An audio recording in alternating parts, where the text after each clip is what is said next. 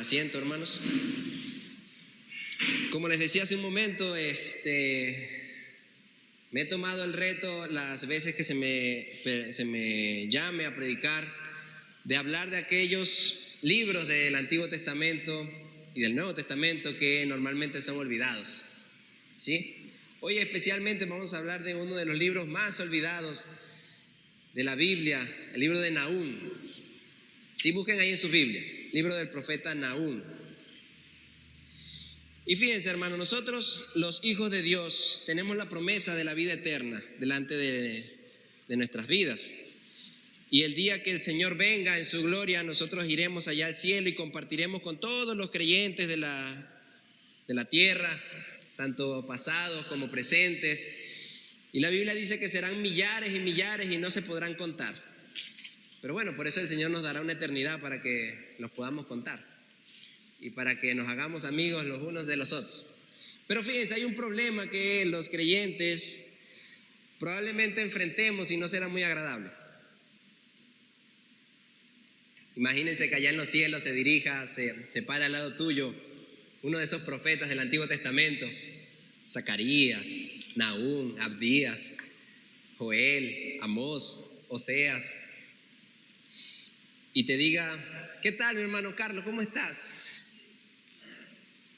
Una pregunta, mi hermano. ¿Cómo te fue con el libro que yo escribí? O sea, ¿sí edificó tu vida? ¿Sí habló a tu corazón? ¿Sí cambió tu manera de ver la vida? Será muy triste que muchos cristianos van a tener que decirle: lo siento, es que no lo leí. ¿En qué parte de la Biblia estaba eso? Y será muy triste. Por eso el Señor me ha inquietado para hablar de esos libros olvidados de la Biblia y para que veamos la riqueza de los mensajes que están allí escritos. Especialmente la semana antepasada hablamos de Habacuc. Sí, los que estuvieron aquí presentes recordarán que Habacuc es un libro un poco misterioso, pero al mismo tiempo lleno de esperanza, lleno de sabiduría de Dios. Lo mismo pasa con el libro de Nahum.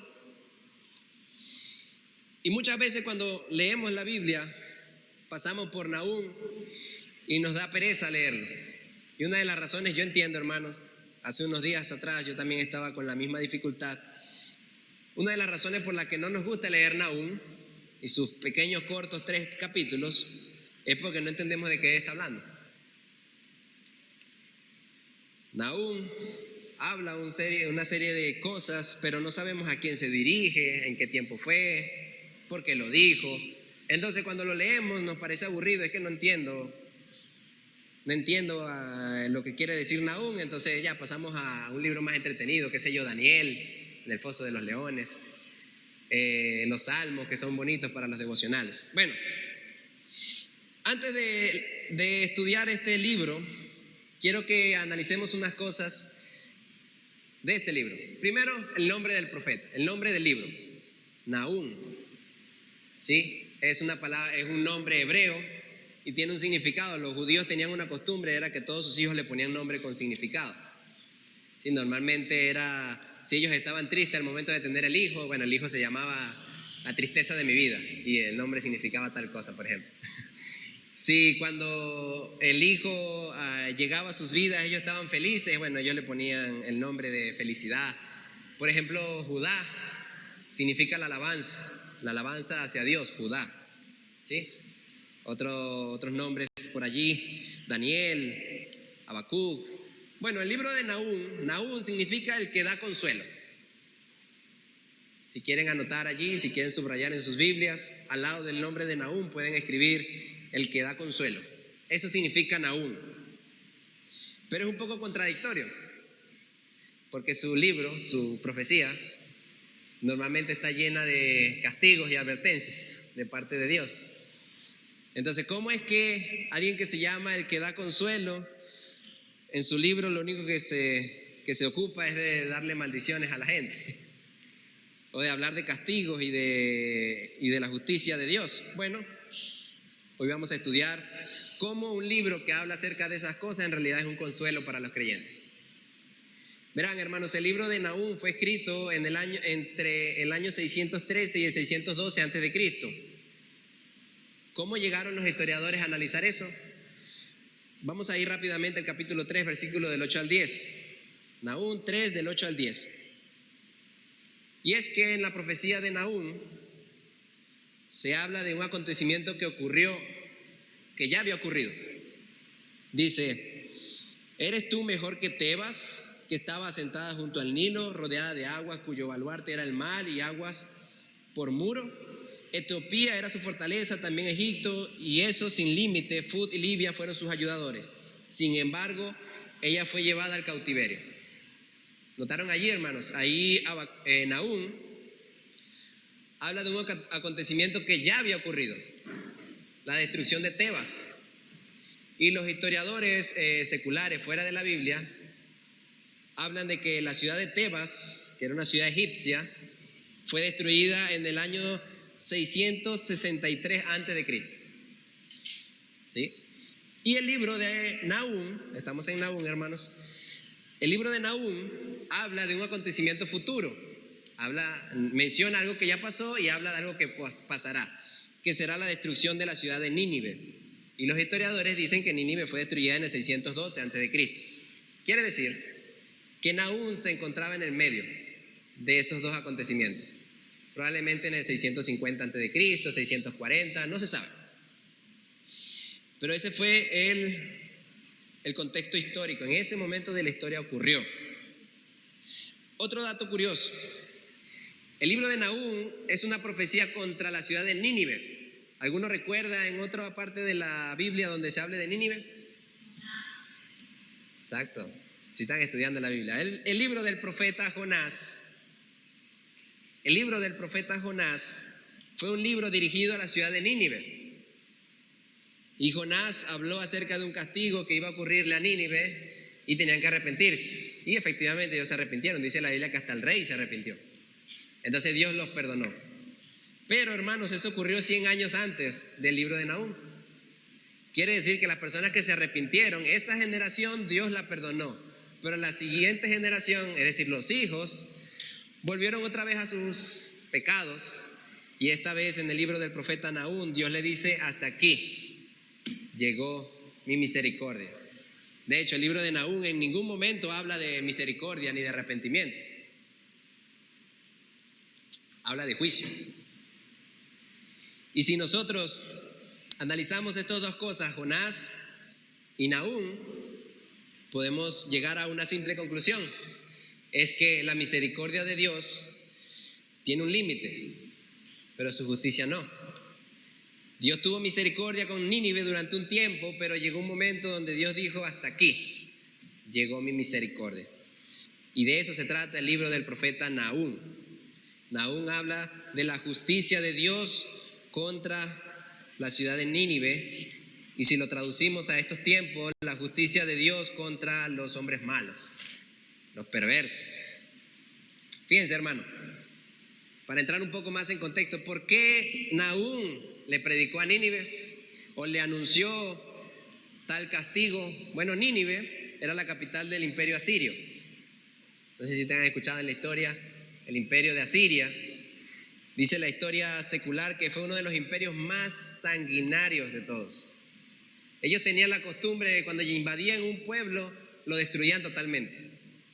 O sea, no era como que, bueno, vamos a llegar a una negociación de paz, tú vas a ser mi lacayo y ya serás un reino protegido mío. No, él llegaba, saqueaba la ciudad, mataba a todo el que se le atravesaba, quemaba los sembradíos, mataba a los animales. O sea, era un imperio sanguinario. Esa era su forma de actuar.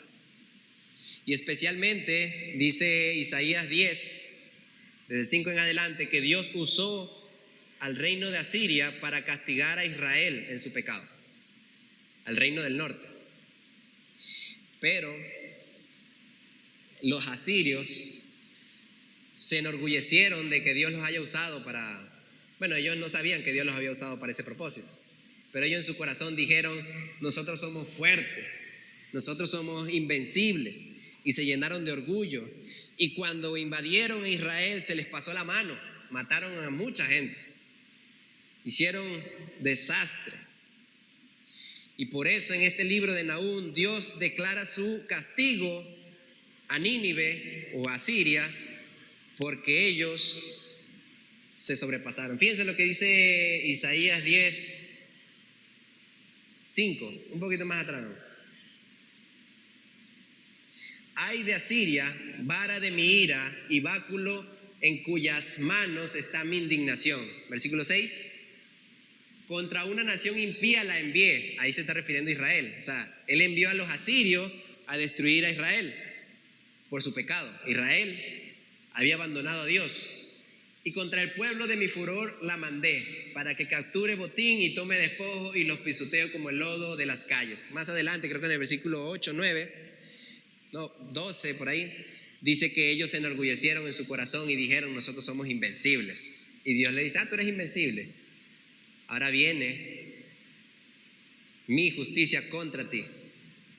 Y de eso se trata el libro de Nínive. Otra cosa interesante que podemos resaltar de los asirios: ¿sí han escuchado en el Nuevo Testamento los samaritanos?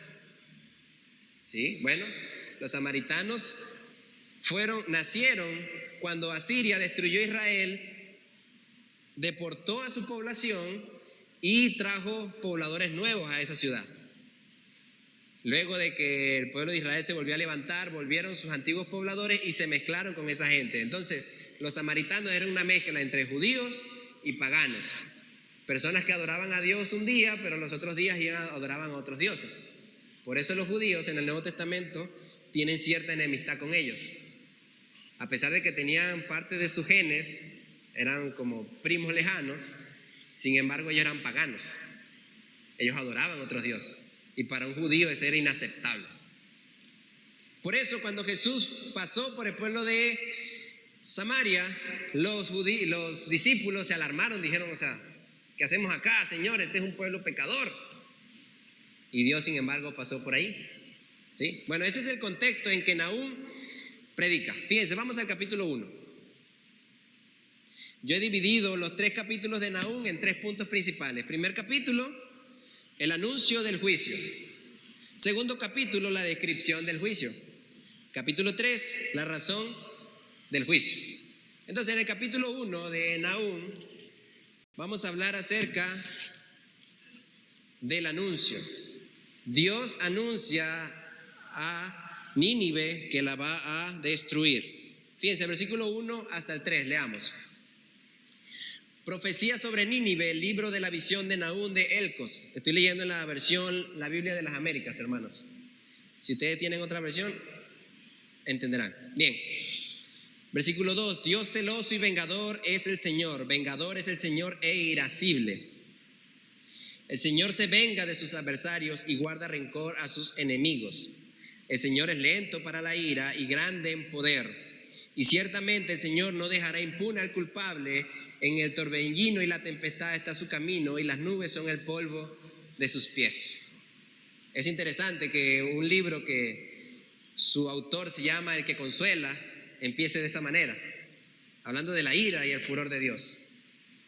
Bueno, fíjense, hermanos, debemos entender algo acerca de Dios. La Biblia habla de muchas partes del carácter de Dios. Dios es un Dios de amor, Dios es un Dios de misericordia, de compasión, pero también la Biblia habla muchas veces de que Él es un Dios de justicia y es un Dios que castiga la maldad. Vamos antes de continuar, leamos rápidamente Éxodo 34 del 6 al 7. Recordarán que en esa ocasión Moisés se atrevió a decirle a Dios: yo quiero conocer tu gloria, yo quiero verla con mis ojos. Y Dios le dice: está bien, yo pasaré mi gloria delante de ti y tú verás solamente la espalda de mi gloria. O sea, un reflejo de mi gloria verás. Pero cuando Dios pasó frente a él, Dios no solamente es una visión. Ese es un error que muchas veces cometemos. Pensamos que Dios es una experiencia. Como una canción dice, es una experiencia religiosa. No, Dios es más que eso. Dios es su gloria y su gloria es su verdad, lo que Él es. Fíjense lo que dice el versículo de 6 al 7. Y pasando Jehová por delante de él, de Moisés, proclamó: Jehová, Jehová, fuerte, misericordioso y piadoso, tardo para la ira y grande en misericordia. Esa es la parte que nos gusta de Dios. Es un Dios bonito, misericordioso, compasivo. Pero fíjense lo que dice el versículo 7. Continúa en la misericordia y guarda misericordia a millares, que perdona la iniquidad, la rebelión y el pecado. Y que de ningún modo tendrá por inocente al malvado, que visita la iniquidad de los padres sobre los hijos hasta la tercera y cuarta generación. Ese es Dios. Dios es un combo. Dios es bueno, pero es justo. Dios es amor, pero es ira. Dios es perdonador, pero también es castigador. Y en el libro de Nahum se encarga de resaltar esa parte de Dios, de un Dios que ya agotó su misericordia y que va a hacer justicia. Fíjense, en el versículo 2 dice: celoso y vengador es el Señor. Vengador es el Señor e irascible. Me contaba una vez un hermano que tiene un familiar que es religioso, que le gusta ir a la misa, le gusta escuchar a personas hablar de un Dios bonito, y que en una ocasión abrió la Biblia así como que, bueno, vamos a ver qué el Señor tiene para hablar conmigo, y se consigue con uno de esos textos que habla de Dios castiga, Dios es fuerte, Dios es celoso y no perdona. Y se asustó, dijo: no, mejor me voy a los salmos nomás, que los salmos son lindos. No, hermano, esto también es parte de la palabra de Dios. La ira de Dios es parte de su palabra. Resalta estos tres textos resaltan esa parte de Dios que le reveló a Moisés, de que él es tardo para la ira, pero que no tiene por inocente al culpable. Fíjense, el versículo 2 termina diciendo: y guarda rencor a sus enemigos. Esa es parte de lo que es Dios. Versículo del 4 al 5, no lo vamos a leer, pero se lo resumo rápidamente. Habla del poderío de Dios cuando Él irrumpe en esta tierra. Dice que las montañas se hacen pedazos, se tiemblan, se despedazan. Ese es Dios. Y peor aún, cuando Dios está irado, es peor. Pero el versículo 6 dice muy claramente: en presencia de su indignación, ¿quién resistirá? ¿Quién se mantendrá en pie ante el ardor de su ira? Su furor se derrama como fuego y las rocas se despedazan ante él. ¿Sí? Imagínense este escenario, hermanos. Cuando un peleador va al ring de boxeo, normalmente aquí se acostumbra que cuando son peleas legales, ¿no? Que tienen que pesar lo mismo, los dos peleadores, ¿cierto? Tienen que pesar lo mismo, casi la misma altura, porque si una persona es más pesada que otra, tiene cierta ventaja técnica. Sí, si el otro quiere hacerle una llave, no puede porque pesa más. Entonces hay cierta ventaja. Pero imagínense un peleador que entra al ring de boxeo y es el mejor en su país y es el más poderoso. Pero cuando de repente entra el otro contrincante, es un gigante. Imagínense un flaquito así como yo, y que entre Dwayne Johnson, La Roca, y me digan: ese es tu contrincante. ¿Cuántos rounds creen ustedes, hermanos? ¿Cuánta fe tienen de que yo le resistiré a ese señor? Bueno, lo que el Señor está diciendo acá, que en presencia de un Dios que está en contra de ti o está en contra de esa persona, ¿quién va a resistir? Si las rocas se derriten cuando Él está ahí. Bueno, ese es Dios. Hermanos, pero hoy en día el mundo, las organizaciones de las Naciones Unidas, la OTAN, Rusia, Estados Unidos, muchos países han decidido declararle la guerra a Dios. Ellos cambian las leyes, ahora está permitido el aborto, ahora el hombre puede casarse con el hombre, la mujer con la mujer, los gays, los homosexuales pueden adoptar a niños pequeños. Y el ser humano dice en su corazón: nosotros somos más que Dios, nosotros podemos cambiar las reglas de este mundo. Pero Dios dice aquí en su palabra: pero cuando yo entre en este mundo, ¿ustedes creen que la OTAN con todas las bombas que tiene va a resistir a Dios?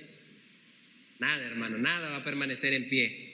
Todo aquel que sea enemigo de Dios, hermanos, terribles.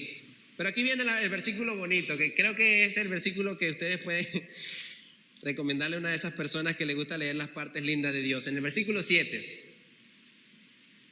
Allí es la única parte donde se menciona algo apacible de Dios en este libro, en el libro del Consolador. Dice: bueno es el Señor, una fortaleza en el día de angustia, y conoce a los que en Él se refugian. ¿Sí? Aquellos que les encanta despedazar la Biblia pueden usar Nahum 1:7 para hablar de la parte bonita de Dios. Nunca verás a uno de esos apóstoles de la prosperidad hablando de este libro, el libro prohibido de ellos, hablar de la parte de la ira de Dios. Eso no, porque se me van los feligreses, pues, y ya no recibo los ingresos, pues. Versículo 9 al 11, hermanos. Hay algo interesante que debemos resaltar acá. Lo que traméis contra el Señor, recuerde que Dios está hablando contra Nínive, esa ciudad malvada y perversa, asesina. Lo que traméis contra el Señor, Él lo hará completa destrucción. Y ahí continúa parte del consuelo para el pueblo. No surgirá dos veces la angustia. Esta parte del texto Dios se la está dirigiendo a Israel. Le está diciendo: esos que los angustian a ustedes, dos veces no se levantarán, porque un solo round es suficiente para ya acabar con ellos. Asiria, que los destruyó, que los masacró, una sola vez vivieron esa angustia, pero ya déjalos en mis manos, que yo me encargo de ellos. Versículo 10: porque ellos, como espinos enmarañados y ebrios con su bebida, serán consumidos como paja totalmente seca. Dios describiendo lo que le venía a Nínive. Y fíjense, el versículo 9 y el 11 se conectan en algo particular. De ti ha salido el que ha tramado el mal contra el Señor, un consejero perverso. Versículo 9: lo que traméis contra el Señor. Versículo 11: de ti ha salido el que trama contra el Señor. Entonces ahí surge la pregunta: ¿de verdad los asirios estaban en una asamblea y dijeron: vamos a destruir a Jehová? No, ellos ni sabían ni conocían a Dios. Pero una cosa sí planearon ellos. ¿Saben qué era? Ellos querían destruir totalmente a Israel. Querían arrasarla, que no quedara ni uno vivo. Y ahí es donde Dios dice: lo que traméis contra el Señor. ¿Qué está diciendo Dios allí? Eso es parte del consuelo, hermano. Todo el que planea contra el pueblo de Dios es como si estuviera planeando contra Dios mismo. De manera que todo el que te persiga a ti, hermano, el que hable mal de ti, el que te critique por ser cristiano, está en problemas con Dios, porque se está metiendo con un hijo de Él. He allí el consuelo. Es un poquito difícil de extraerlo del libro, pero ya ven que sí hay palabras de consuelo. Es que cuando Dios libra a sus hijos de los malvados y castiga al malvado, esa es parte del consuelo para el creyente. Es decir, que la parte de la ira de Dios en realidad también es parte del evangelio. Tú no puedes comprender la buena noticia si tú no comprendes la mala noticia. ¿Sí, hermanos? Es como, voy a poner este ejemplo, quizá dirán tonto. Es como si alguien, hermano, dijera: ¿sabes qué? Tú me caes muy bien. Paso tiempo agradable contigo, me gusta estar contigo. Pero ¿sabes qué? Tu esposa me cae gorda. A ella sí la detesto. ¿Cómo lo traduciríamos nosotros? Bueno, si odias a mi esposa, me odias a mí también. Si odias a mis hijos, también me odias a mí. Hermano, todo el que odia a los hijos de Dios, el que haga cosas malas contra los hijos de Dios, Dios dice: déjalo en mis manos, que yo me arreglaré con él. Por eso cuando el apóstol Pablo perseguía a la iglesia de Dios, se le apareció Cristo mismo y lo tumbó con su esplendor. Y le dijo: Pablo, ¿por qué me persigues? Y dice: ¿y quién eres tú? O sea, yo estoy persiguiendo a los cristianos. Bueno, si persigues a los cristianos, me persigues a mí. Ese es nuestro Dios. Es un Dios que ama a su pueblo. Y porque ama a su pueblo, Él castiga a los que le hacen mal a su pueblo. ¿Sí? Y allí la razón de la esperanza en este capítulo. Y el versículo 15, que es el último versículo del capítulo 1, ya para finalizar el anuncio del castigo de Dios, Dios le dice al pueblo por medio del profeta Nahum: he aquí sobre los montes los pies del que trae las buenas nuevas, el que anuncia la paz. Aquellos que han leído un poco más las escrituras, ¿a qué les suena eso? ¿Han escuchado en alguna parte de la Biblia cuando se habla de los pies de los que anuncian la paz? En Isaías lo vemos. Y también lo vemos en Romanos cuando se habla acerca de los que predican el Evangelio. Este texto está conectado con lo que dice Isaías, pero al mismo tiempo con lo que dice Romanos. Hermanos, cuando alguien anuncia la paz, en el contexto de Nahum, se está refiriendo al que anuncia que Nínive ha sido destruida. Es decir, la destrucción de los enemigos del pueblo de Dios es paz para el pueblo de Dios. Hermanos, cuando nosotros hablamos de la ira de Dios y venimos y predicamos que el día del juicio se acerca, muchos dirán, es que el hermano es un poco extremista. No, hermano, es que parte de la paz viene después de la destrucción. Cuando vemos las noticias de que en países se aprueba el aborto, cuando matan a millones de niños en los vientres de su madre, cuando últimamente salió una película, una caricatura dirigida a los niños, pero que promovía el movimiento homosexual, esas son personas que quieren destruir al pueblo de Dios. Pero ¿saben qué? Y yo lo celebro, no sé ustedes, pero esa película fracasó. Fue un fracaso en taquilla, una pérdida para esa empresa. ¿Y eso no son buenas noticias para los creyentes? Lo son. Cuando los planes del malvado se frustran, son buenas noticias para nosotros. Lo que a Dios le está diciendo por medio del profeta Nahum: he aquí sobre los montes los pies del que trae las buenas nuevas, del que anuncia la paz. Celebra tus fiestas, Judá, cumple tus votos, porque nunca más volverá a pasar por ti el malvado. Ha sido exterminado por completo. Hermanos, finalizando el anuncio sobre el juicio de Nínive, Dios le está diciendo al pueblo: celebra, porque esa nación perversa ha sido destruida. ¿Qué debemos hacer nosotros? Celebrar el día en que Dios vendrá a juzgar el mundo, porque solamente cuando Cristo venga, allí habrá paz. Es así, hermanos. Solo el día del juicio es que habrá verdadera paz. Por eso yo siempre digo, hermano, no se trata de ir a hacer una marcha para evitar que el movimiento LGTB avance, ni hacer una marcha para que deje de aprobarse el aborto. No se va a acabar la maldad del mundo, hermanos. Quizás se retenga durante un tiempo, pero volverá a surgir. Y así, hasta que el Señor diga, como dijo en Nahum: hasta aquí llegó mi misericordia. Gabriel, toca la trompeta. Y suena la trompeta y viene Cristo a juzgar el mundo.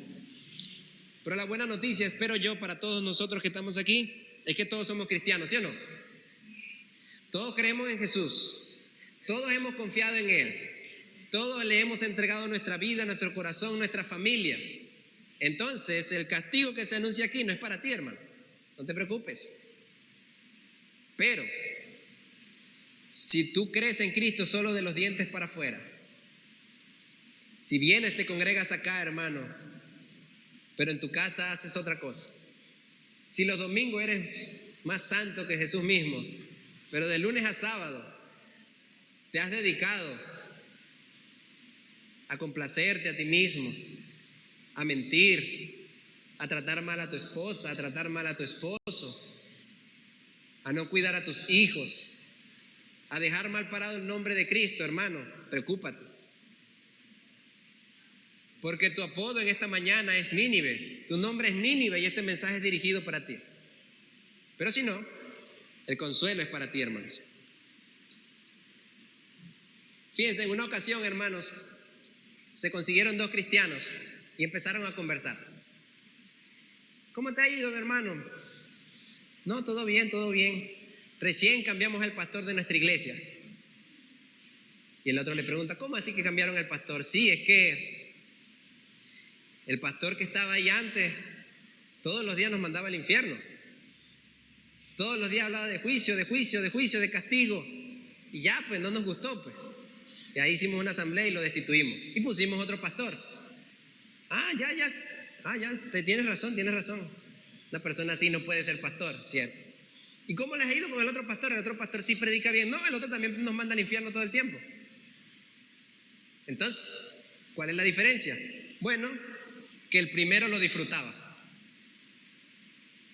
El segundo también nos advertía acerca del infierno, pero él en cambio es compasivo. Él te habla del infierno, pero te habla de la salvación. Es allí la diferencia, hermanos.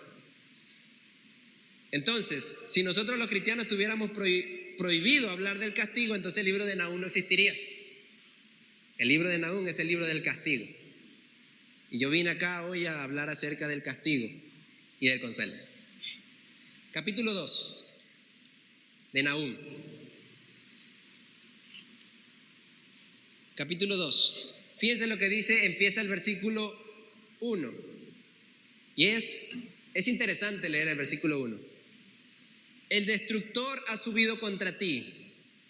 Monta guardia en la fortaleza, vigila el camino, fortalece tus lomos, refuerza más tu poder. Si lo leemos de buenas a primera, no tiene gran relevancia. Pero cuando Dios dice el destructor, Él está diciendo, la calamidad que yo envío contra ti ha subido contra ti. O sea, yo, Dios, estoy contra ti. Y lo que viene a continuación cuando dice monta guardia en la fortaleza, en realidad es una burla. Es como si me dijeran a mí, entrena duro para ver si le ganas a la roca. No, hermanos. Dios está burlando de ese pueblo, de los asirios. Le está diciendo, fortalécete, prepara tu equipo, fortalece las murallas. Pero por más que lo hagas, yo soy el que voy contra ti. Hermanos, sí, leímos hace un momento en el versículo 6 que las piedras se desboronan cuando Dios pasa. ¿Qué les iba a servir a ellos una fortaleza hecha de piedra? Si Dios va a venir y eso se va a derretir. Entonces el versículo 1 es una burla de parte de Dios. El versículo 2, en cambio, es nuevamente Dios dirigiéndose al pueblo de Israel, dándole ánimo, porque el Señor restaurará la gloria de Jacob como la gloria de Israel, aunque devastadores lo han devastado y destruido sus sarmientos. Dios le está prometiendo al pueblo, a ella no se dirige a Siria, sino al pueblo, yo los restauraré a ustedes. Número 1, versículo 1, por más que te esfuerces, Nínive, lo que viene para ti nada lo para. Versículo 2, pero a Israel yo la restauraré. La descripción del juicio se ve claramente en el versículo del 3 al 9. ¿Alguno de ustedes sabe cómo destruyó Dios a Siria? Enviando a los babilonios, otra nación que se levantó. Hace 2 semanas estudiamos acerca de Habacuc. ¿Y qué hicieron los babilonios? Dios los usó para juzgar a Israel. Pero antes de que eso ocurriera, Dios primero los usó para destruir a los asirios. Asiria fue un instrumento de Dios, Babilonia fue un instrumento de Dios. Y ellos pensaban dentro de sí que ellos eran invencibles, pero no. Ellos eran enemigos de Dios también. Y ellos sufrieron. Fíjense lo que dice el versículo 3. El escudo de los valientes es rojo, esa es la armadura de los babilonios. Los guerreros están vestidos de escarlata y de acero centellante los carros cuando están en formación y se blanden las lanzas de ciprés. Hermano, es interesante. Como les decía hace un momento, este libro fue escrito antes de la destrucción de Asiria. Y los arqueólogos dicen que es verdad. Se consiguieron los manuscritos de estos libros y se puede datar cuándo se escribieron. Y este libro fue escrito antes de que eso ocurriera. Hermano, pero acá se describe tan detalladamente la destrucción de Asiria que eso nos da una esperanza, es que la palabra de Dios es verdad. ¿Sí? Fíjense lo que dice el versículo 6. Las compuertas de los ríos se abren y el palacio se llena de terror. Esa es una profecía, hermano, porque literalmente los babilonios cuando destruyeron a Siria, ellos habían primero desviado un río que pasaba por en medio de la ciudad, lo desviaron, secaron la ciudad, pero luego abrieron el paso. ¿Y saben qué pasó, hermano? Se inundó la ciudad. Eso lo dicen los historiadores fuera de la Biblia. Así fue la destrucción de Asiria. Y Dios, años antes, lo dijo: se abrirán las compuertas de los ríos y el palacio se llenará de terror. Miren cómo Dios es exacto. Cuando Dios profetiza algo, se cumple. Versículo 8. Aunque Nínive era como un estanque de agua desde la antigüedad, ahora ellos huyen. ¿De qué huyen? Del agua. Nínive era una ciudad que tenía un río por en medio y ellos eran felices, pero ahora están huyendo del agua. Deteneos, deteneos, pero nadie se vuelve. Todo el mundo salió corriendo. Saquead la plata, versículo 9, saquead el oro. No hay límite a los tesoros, a las riquezas de toda clase de objetos codiciables. Eso hicieron los babilonios. La historia secular dice que Babilonia invadió a Siria y saqueó todo. No quedó ni una monedita de oro ahí en esa ciudad. Y la Biblia lo anuncia antes de que eso pase. Fíjense cómo Dios es exacto, describe cómo Él juzgará a las naciones. Como les decía al principio, hermanos, Asiria era un pueblo despiadado. Cuando destruía a otros pueblos era despiadado, sanguinario. Y ellos mismos se hacían llamar fieras. Nosotros somos como leones, como tigres. Y fíjense lo que dice el versículo 11. Dios burlándose de ellos. ¿Dónde está la guarida de los leones y el lugar donde comen los leoncillos? Ustedes no es que se creían leones, ¿dónde están?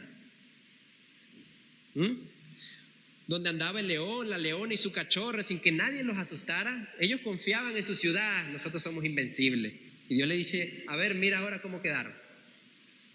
El león desgarraba lo suficiente para sus cachorros, mataba para sus leonas, llenaba de presa su guarida y de carne desgarraba sus cubiles. Dios burlándose de Asiria. Hermanos, el mundo hoy en día, no sé si ustedes se han dado cuenta, la comunidad LGTB, ¿qué hace? Se burla de Cristo. En estos días sacaron una serie en Netflix burlándose de Cristo y que Cristo era gay. Y en las marchas del orgullo gay, ¿qué hacen ellos? Hacen obras de teatro con Jesús, burlándose de Jesús. Ellos se creen invencibles. Ellos creen que Dios no mira eso. Y mira cómo Dios mira lo que Asiria hizo y lo toma en cuenta y lo castigó. De manera que, hermano, no te desesperes cuando veas que las personas se burlan de Dios y que odian a Dios. Dios un día hará justicia y la boca de todos esos malvados y perversos se cerrará cuando vean a Dios. Versículo 13. Heme aquí contra ti. ¿Contra quién? Contra Nínive, declara el Señor de los ejércitos. Quemaré y reduciré a humo tus carros. Los carros de combate, los que andaban pegados a los caballitos. La espada devorará tus leoncillos. Arrancaré de la tierra tu presa y no se oirá más la voz de tus mensajeros. Terrible, hermano, es caer en las manos del Dios vivo, dice Hebreos 10:31.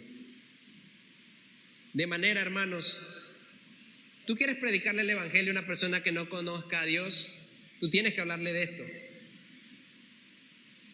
No solamente le digas, yo antes era borracho y ya Cristo me cambió. Ven a Cristo. Ese no es el evangelio. Como decía hace un momento, las nuevas de paz tienen que hablar de las nuevas de guerra, de Dios destruyendo sus enemigos. Hermano, cuando le prediques el evangelio a un familiar tuyo, dile, es que tú eres enemigo de Dios, necesitas a Dios. Y cuando Dios tiene un enemigo, hermanos, no hay nadie que esté de pie delante de él. Te urge reconciliarte con Dios, porque el peor enemigo que podemos tener es Dios mismo. Fíjense, hermanos, como decían hace un momento, repito, estas partes del evangelio a las personas no les gusta predicarlas. De hecho, cuando se habla del infierno o del castigo eterno, las personas lo reducen a que el que está esperándote allá en el infierno para castigarte es el diablo. Y eso es falso. Las caricaturas que las personas hacen acerca del cielo y del infierno dicen que en el cielo está Dios y en el infierno está el diablo esperándote. Mentira, hermanos. ¿Sabes quién está en el infierno esperándote? Dios mismo.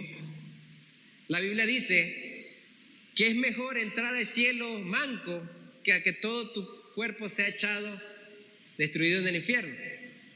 ¿Y quién iba a destruir el cuerpo en el infierno? Dice otro texto por allá, no recuerdo bien la cita.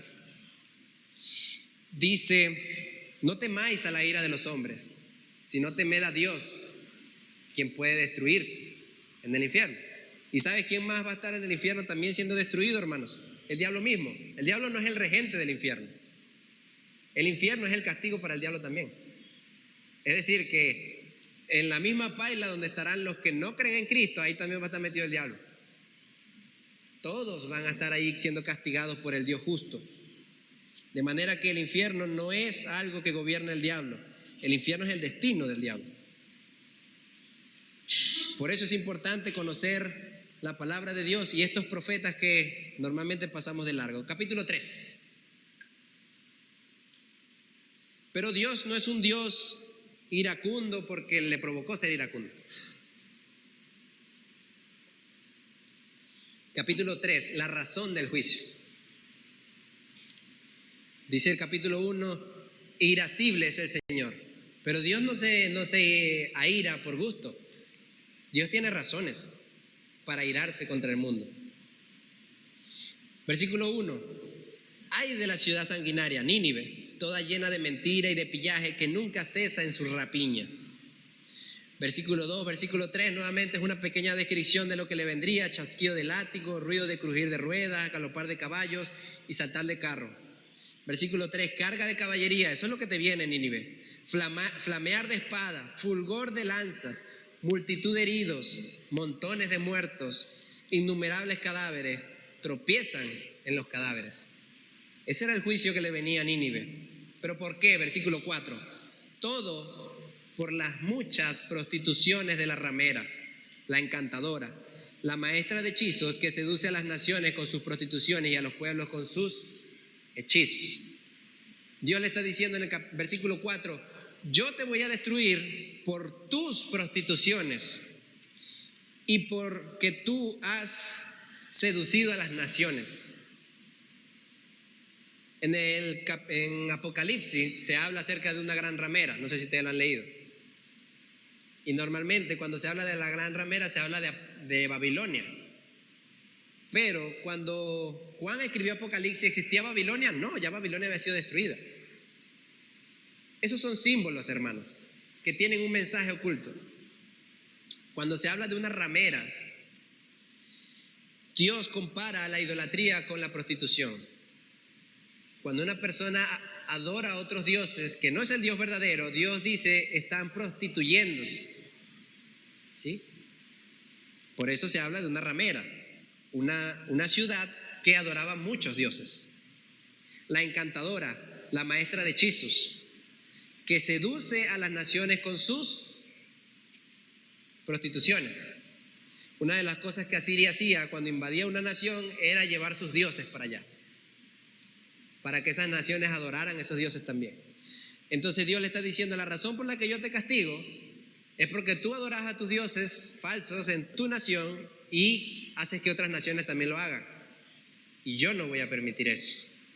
Yo voy a castigar eso.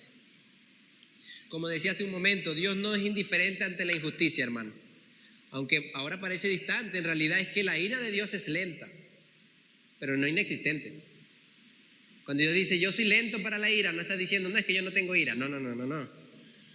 Dios tiene ira y Dios hace justicia, pero Él es lento. ¿Y saben qué, hermano? Gracias a Dios que Dios es así. Porque si Dios fuera rápido para la ira, ¿quién de nosotros quedara vivo?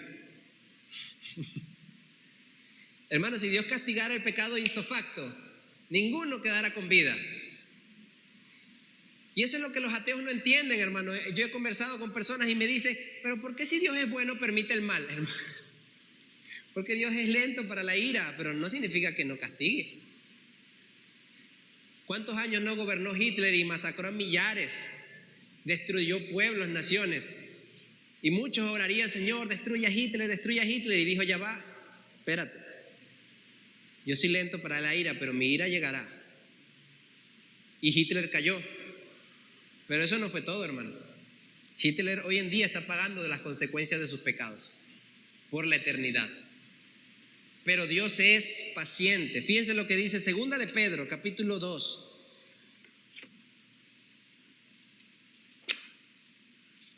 La razón por la que Dios es lento para la ira, capítulo 3, versículo 9. Segunda de Pedro, capítulo 3, versículos 9 al 10.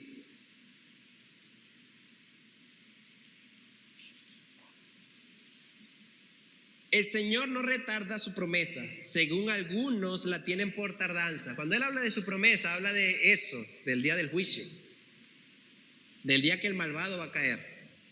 ¿Por qué? Porque los cristianos a los que Pedro les estaba escribiendo estaban hartos de que los mataran por ser cristianos, de que ayer le mataron al primo, el día siguiente le matan al papá porque era cristiano, al día siguiente le matan a la esposa, y los cristianos estaban hartos y miraban a Dios: Señor, ¿hasta cuándo? Y el Señor le dice: el Señor no retarda su promesa, según algunos la tienen por tardanza, sino que es paciente para con nosotros, no queriendo que ninguno perezca, sino que todos procedan al arrepentimiento. ¿Por qué Dios no castiga el pecado ipso facto, hermanos?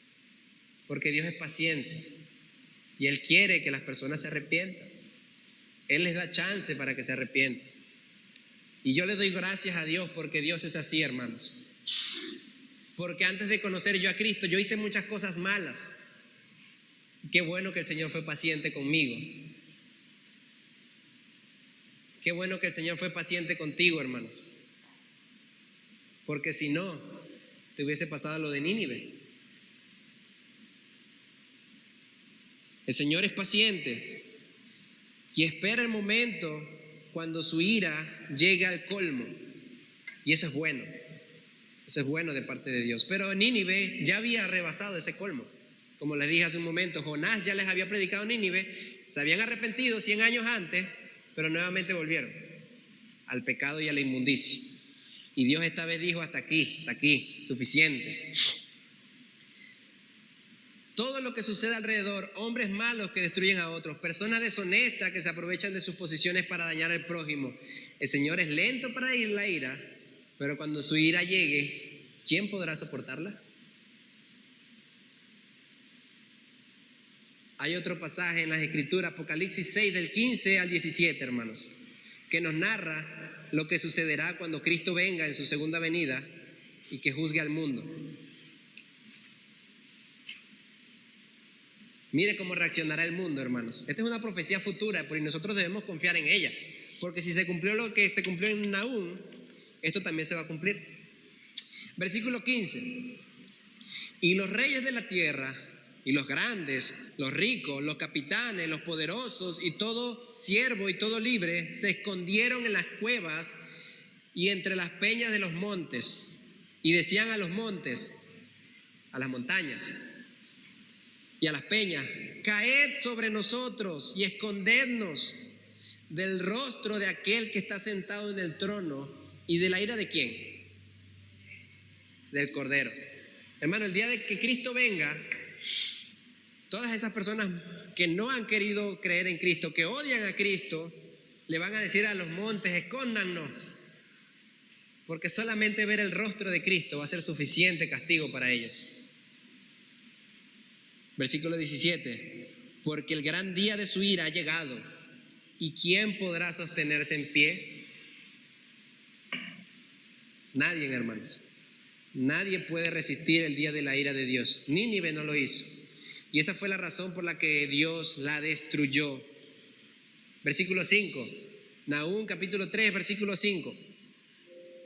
Dios le dice a Nínive: heme aquí contra ti, declara el Señor de los ejércitos. Levantaré tus faldas sobre tus rostros y mostraré a las naciones tu desnudez y a los reinos tu vergüenza. Dios le está diciendo a Nínive: yo haré que las demás naciones se burlen tuyo. Versículo 7. Y sucederá que todo el que te vea huirá de ti y dirá: asolada está Nínive. O sea, destruyeron a Nínive. ¿Quién llorará por ella? ¿Dónde te buscaré consoladores? Nadie va a llorar por Nínive, porque era una ciudad perversa y todos deseaban que se destruyera. Así es. Versículo 14. Dios continúa burlándose de esa ciudad que se creía tan poderosa. Abastécete de agua para el asedio, refuerza tu fortaleza, métete en el lodo y pisa el barro, toma el molde de ladrillo. Dios le está diciendo: sigue construyendo tus murallas para ver si tú logras logras detener mi mano contra ti. No va a poder. Hermanos, las Naciones Unidas, cualquier país que se levante, la Asamblea Legislativa, hacen leyes, y sí, el aborto, sí, el matrimonio homosexual, sí, el homosexualismo en las escuelas. Ellos promueven toda clase de cosas para blindarse contra Dios. Y Dios dice, eso se va a destruir. Nada va a quedar en pie. Allí te consumirá, versículo 15, el fuego. Te destruirá la espada y te devorará como el pulgón. Multiplícate como el pulgón, multiplícate como la langosta. Así es. Dios, cuando sentenció a Nínive, ya no había vuelta atrás. Y todos esos movimientos, hermanos, de hoy en día no tienen vuelta atrás. Dios ya puso su sentencia contra ellos y fracasarán. Versículo 19, ya para terminar. No hay remedio para tu quebranto. Tu herida es incurable. Todo lo que oigan noticias de ti batirán palmas sobre ti. Porque, y esta es una pregunta interesante, ¿sobre quién no pasó continuamente tu maldad? Dios lo que está diciendo, cuando yo destruya Nínive, cuando yo destruya las Naciones Unidas, cuando yo destruya al impío, todos los creyentes aplaudiremos, celebraremos. ¿Sabes por qué? Porque la maldad de esas organizaciones constantemente atacó al cristianismo. Y el día del juicio, hermanos, nosotros celebraremos que cayeron. Pero hermanos, el día del juicio para el malvado viene. Mi pregunta esta mañana es para todos los que están acá: ¿estás tú refugiado en Cristo para el día del juicio? ¿Perteneces tú a los que creen en Jesús? Y esta es una parte importante, ¿y lo obedecen? Hazte esa pregunta, hermano. Hermano, esto no se trata de venir el domingo acá con cara de cristiano. ¿Tú crees de verdad en la palabra de Dios? ¿Tú lees acerca del castigo hacia el pecado y sientes temor de tu vida, de ser alguien al quien vaya dirigido este libro? Ahí viene la pregunta. Son dos preguntas sencillas. Cuando se habla del juicio, ¿tú sientes temor por tu vida? ¿Por las cosas que estás haciendo mal? ¿Por las debilidades que aún tienes? ¿Tú sientes temor? O la otra pregunta, ¿te deleitas en el pecado y piensas que escaparás de ser juzgado por Dios? Hay dos preguntas, hermano.